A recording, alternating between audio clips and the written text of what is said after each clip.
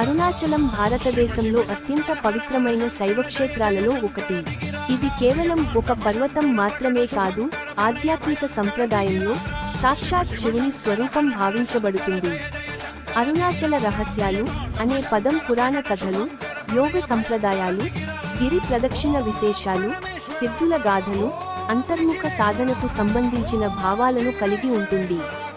శివ పురాణం ప్రకారం ఒకసారి బ్రహ్మ మరియు విష్ణువుల మధ్య ఎవరు గొప్పవారు అన్న వాదన వచ్చింది.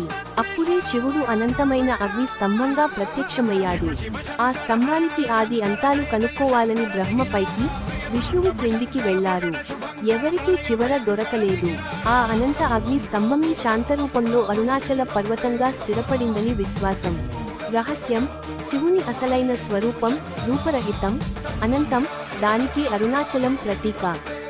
భారతదేశంలో శివుని పంచభూత లింగాలు: భూమి, నీరు, అగ్ని, గాలి, ఆకాశం.